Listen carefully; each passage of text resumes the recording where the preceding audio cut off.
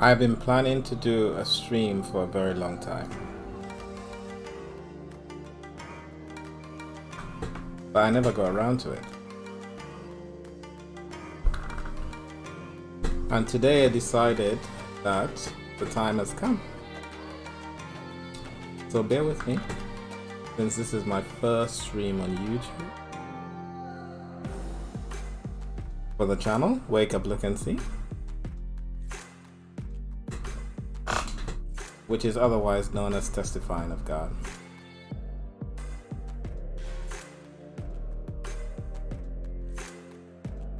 Over the years, I've listened to many people give their testimony.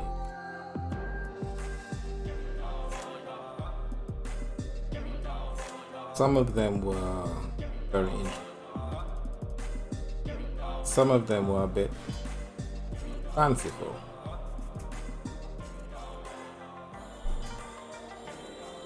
I never planned to give my testimony. I don't think I'm going to give my testimony today either. But I'm just going to say how I started this journey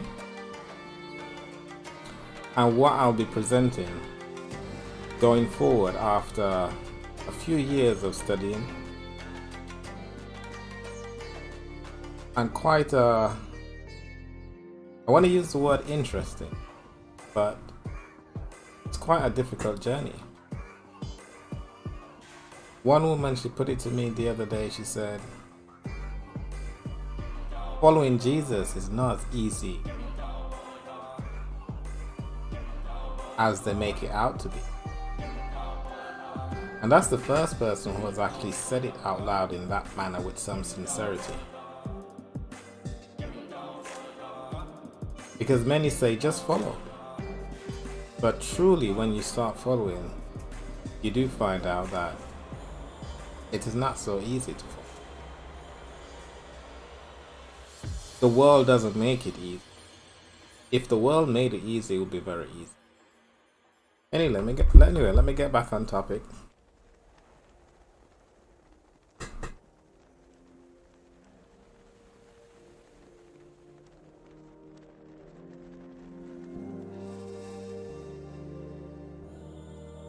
For many years, I took the world very simply, just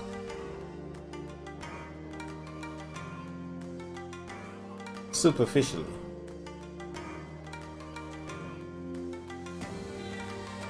Until I actually don't know what the experience was at the time. I couldn't understand what was happening. It's like I would just stop in my tracks.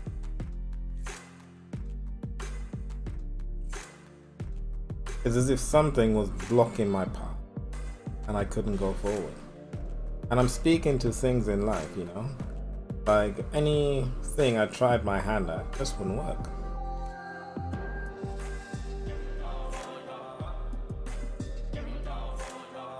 And around that time, I started becoming a little bit more aware of the world around me and just aware of the nature of humanity.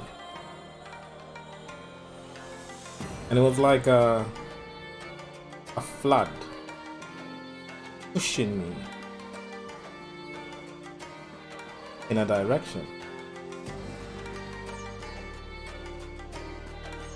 A direction I didn't want to go, but kept pushing me anyway. And the more I learned and the more I studied about the world, not just participating and chasing money and material possessions, but actually looking at the world, then I realized I didn't like it.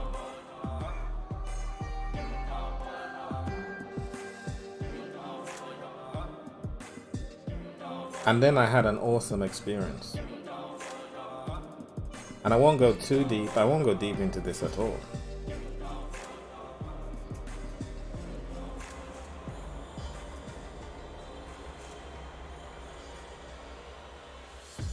From growing up in the church, I left the church I never really liked it, but then I left it as soon as I had the opportunity to leave it. But the things I learned in the church about God and about how He works, it's nothing like I experienced. I mean, I know the church and religion, they give, well, the Christian churches where I grew up, they give an impression that God is real, they say, but I get the feeling that they don't really believe it.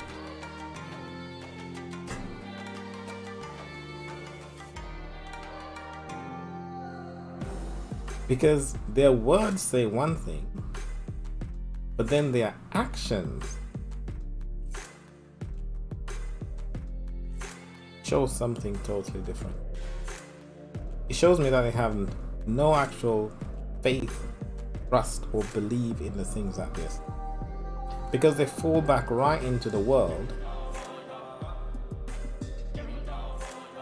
and they do not follow the example of Jesus or the instructions laid down in the scriptures. And then when I had this experience, then I knew.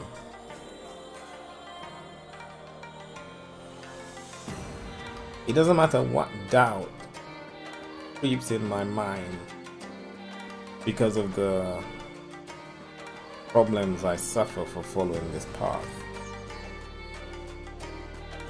I know from that experience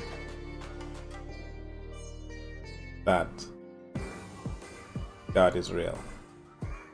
I'm just gonna look up something a gentleman told me. I think it was yesterday or the day before. I asked him a question. I said, I am confused. Do you actually believe in God or not?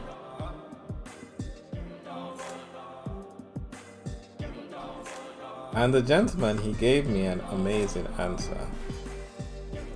He said, I do not believe, mate.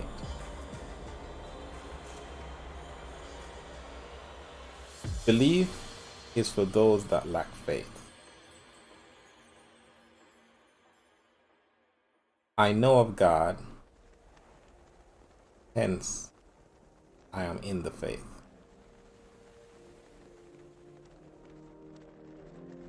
And for me, that was an amazing answer. He said he does not believe, he knows. And when I look at his actions, I can see that he does believe it. He works daily. And we see the parable of the talents. Each person has to do their work, and this is my understanding. Because we're in a struggle. This is what I learned along the journey. There are two kingdoms. And I've learned that the people who are fighting for this kingdom on earth, they are very coordinated. They are determined. They put a lot of effort into fighting for this kingdom.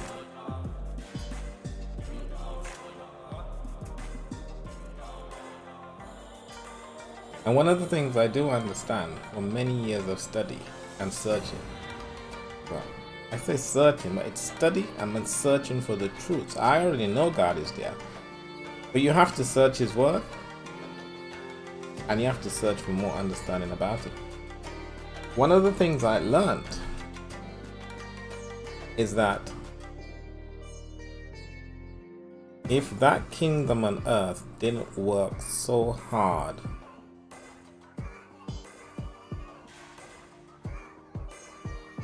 to enlist everyone by force, by cunning, by deception, by delusions,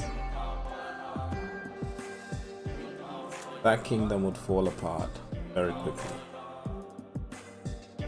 This is why I understood. And I was listening to somebody the other day, a channel called Truth Media. on YouTube. I think they're on other platforms also. I can't remember her name, but she said, I don't think they are, firstly, I don't think they are followers of God, not from my understanding. But it's clear to me that they are aware that there's a problem on Earth.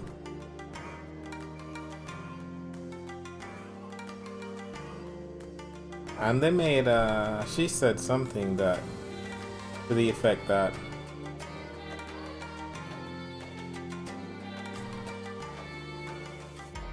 if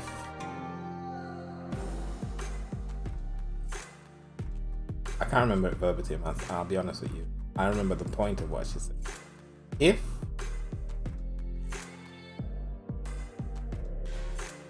what they were pushing was the truth and readily accepted, they wouldn't have to parade this deception and parade this constant propaganda and limit the search engine results. If what they were peddling was the truth that everybody would readily accept, they wouldn't have to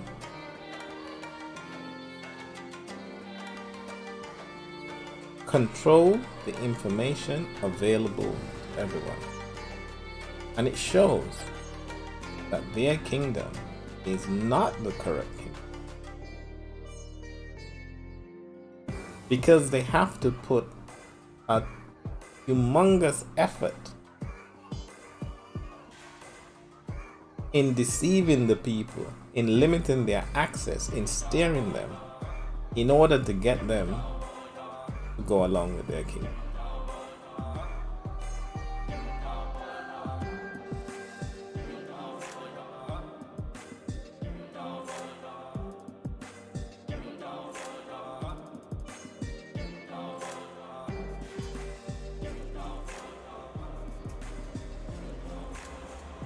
Over the last few years, I've studied a few topics on my search. I found it essential. It's essential to actually dive deep and try to work things out. Otherwise, you don't get a true understanding. I've had a few good teachers along the way. Not that they know they're my teachers, but it took a while to realize that many of the YouTubers and many of the information available on the internet is not correct. It was an eye-opener, because when I started studying, I started looking for the answers. I was expecting to easily find some of the answers, but then it's actually a huge mass of information out there, all conflicting. If I were to go down the path, or each path, let's call it a tentacle of information took me, I would spend a lifetime. The deception is unreal.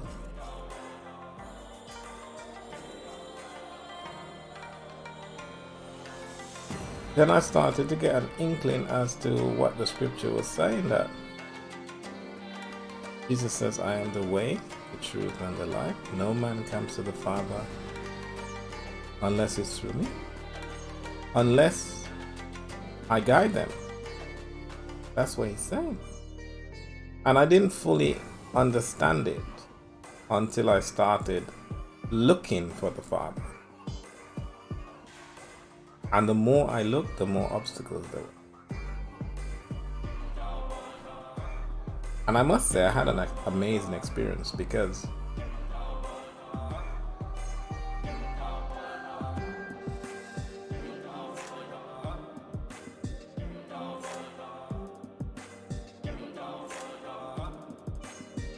Because the more I looked, the more the path revealed itself. And I was genuinely looking. And the more I saw the road unfold,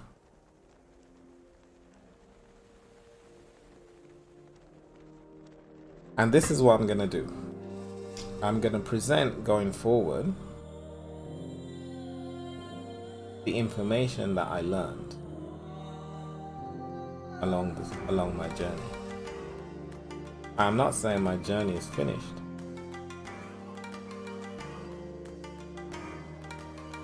but I'm going to present the information that I have so far. On the website Wake Up Look and See, I've written a series on the mark of the beast, which I plan to expand going forward, but the series outlines many aspects in terms of the name, the number of the beast, the right hand, forehead,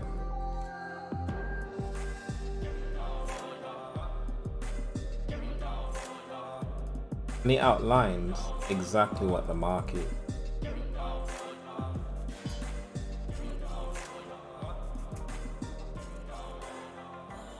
Spoiler alert, the mark is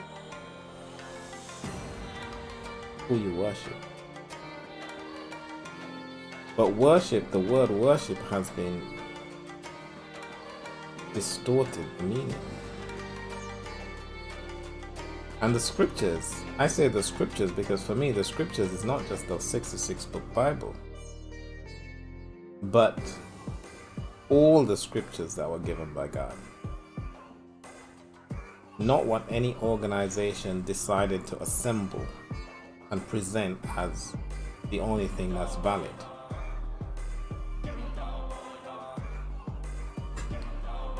But the scriptures outline clearly over and over to that if you love God and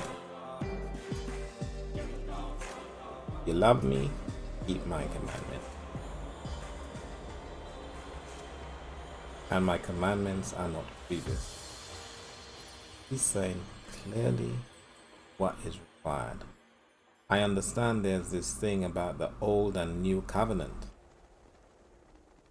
But anyone who's read Jeremiah 31:31, where he says what the new covenant will be, will understand that the new covenant, the old covenant, the only difference is that he wrote the new covenant on your heart. He says everybody will now know.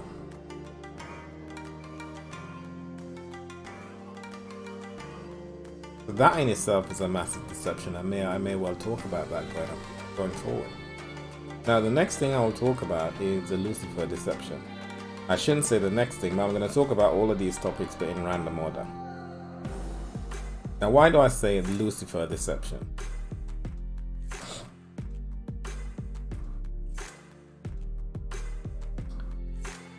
When I was studying Isaiah is an absolutely amazing book. And Ezekiel. These are two massive books. They call them what? The major prophets. Jeremiah is part of the major prophets also. I was tremendously confused when I got to Isaiah 14.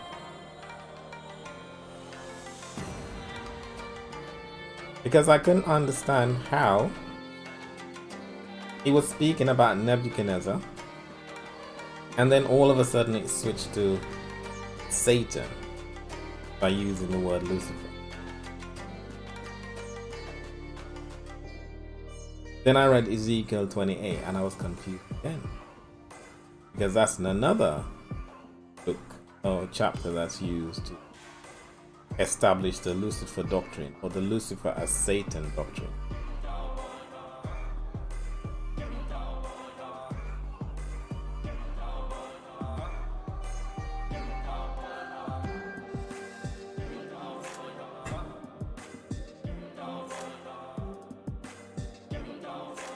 Then Revelation 12.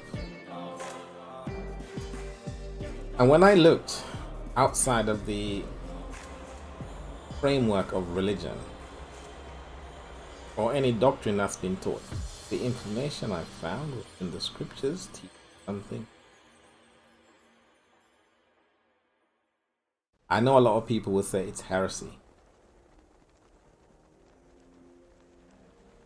what I speak, because what I'm about to say is that what Revelation 22 says. Revelation 22:16 says, Jesus says, I am the bright and morning star.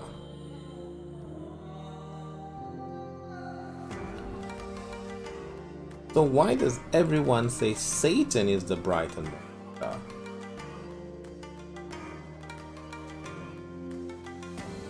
If Satan is the light bringer, which is what Lucifer means, or the bright and morning star, or the light bearer, and God is the light, that would mean Satan is the one bringing the light of God.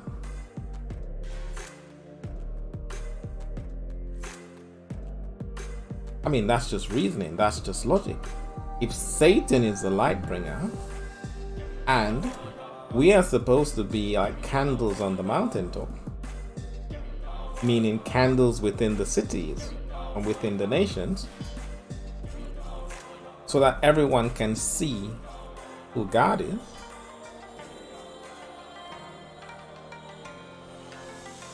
then God is the light. We are the ones shining the light of God. And therefore, if Satan is the light bringer, then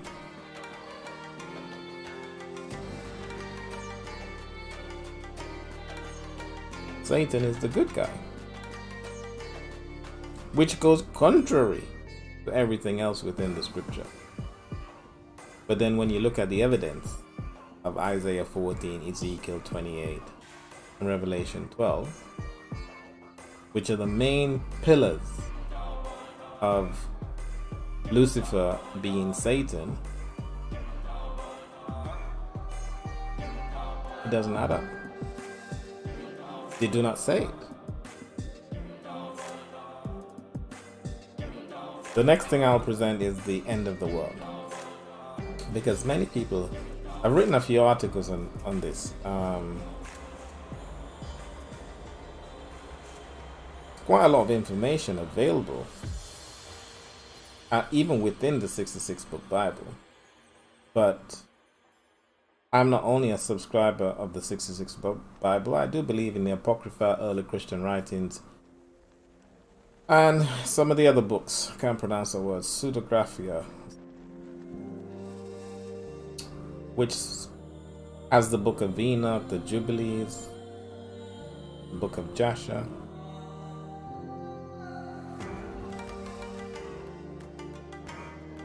Having enough confidence that God will be able to guide, I've been able to study these.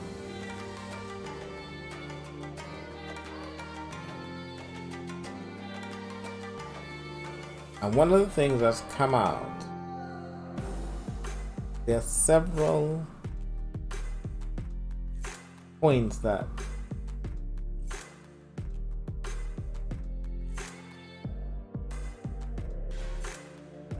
are not expounded on today, or are hidden,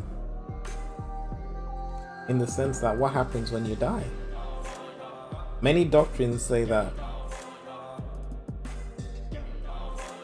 you just stay in the ground and wait for Judgment Day. But this is not what I found.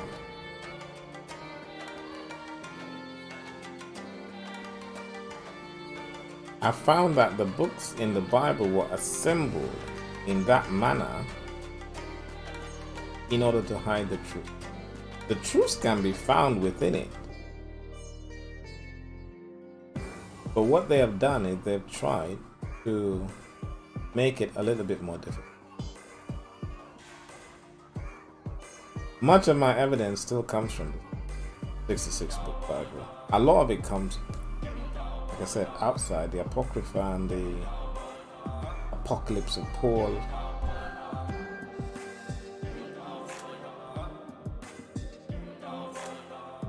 Which is quite interesting. The etymology of the word apocalypse means revelation. And the other name for the book of Revelation in the Bible is the Apocalypse of John. But one was taken and one was left out.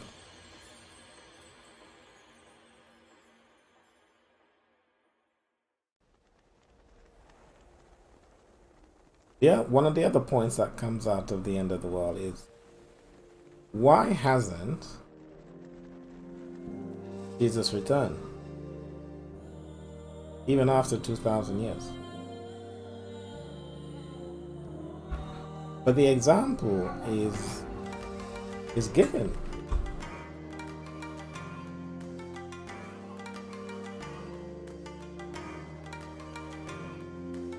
The example is given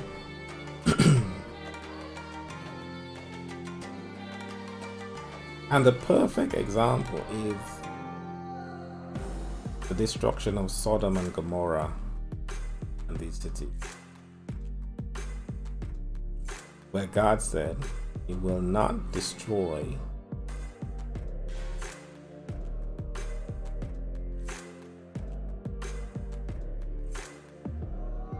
any city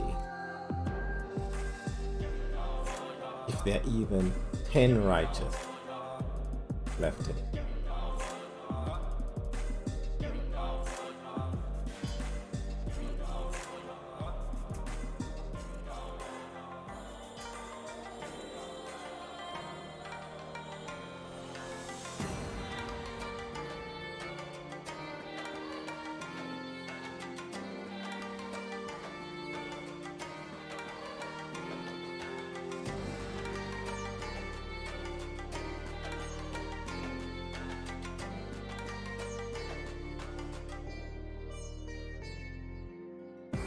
The other topic I'll present is the biblical calendar, which is very important in my opinion. Because in my efforts to do the things written in the scriptures, I found it quite difficult. Amongst all the deception of what to do and what not to do and what to follow and what not to follow, once you get past that deception, once I got past that deception, then and I decided, all right, I think I should follow the holy days or the holidays or the feast days, whatever you want to call it. Well, the feast days alongside the new moon and the Sabbaths and all of these things. Because my understanding of the new covenant, Jeremiah 31:31, is that it hasn't changed.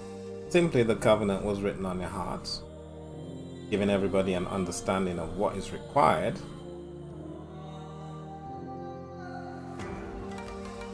and how they should be executed, as opposed to how the Jews were doing it.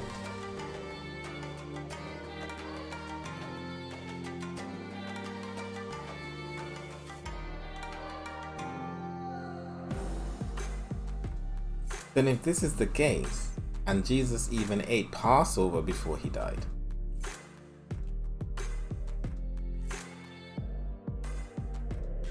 he ate the Passover meal, so why then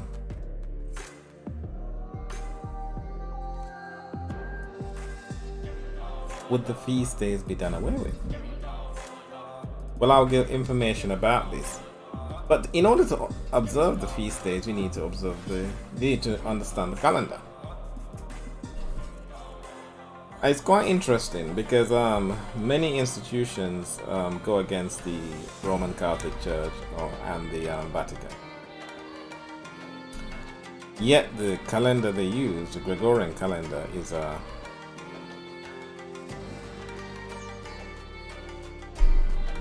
Vatican calendar.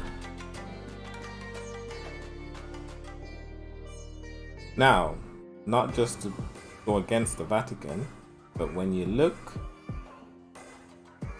within the scriptures, one thing you would find anytime you try searching for, when you try to figure out the calendar, is that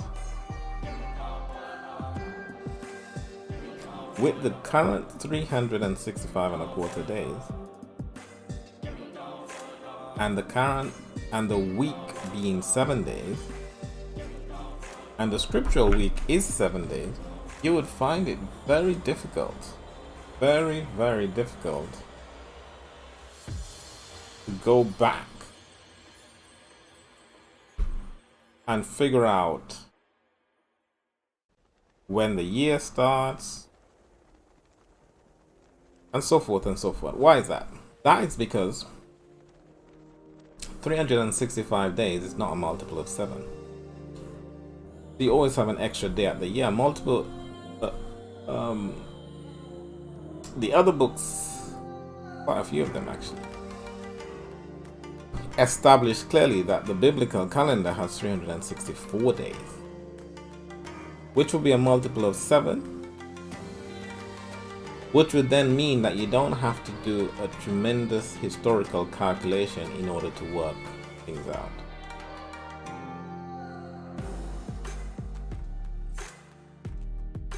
The Bible doesn't have the, try as you might, when the Israelites left Egypt, and trying to work the calendar out, try as you might, you'll find it very difficult, if not impossible, to work out the start of the year.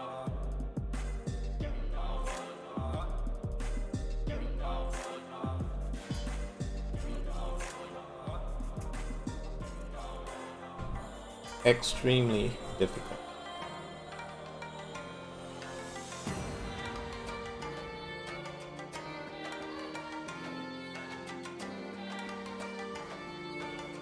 But with the other books, the pieces start coming.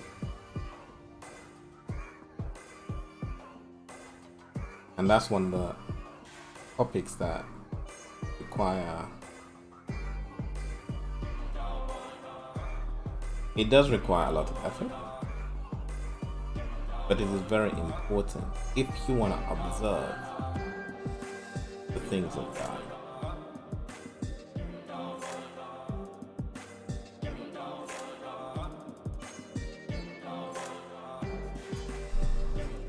That's my intro. That's what's coming up soon. And I'll see you guys until I present the next.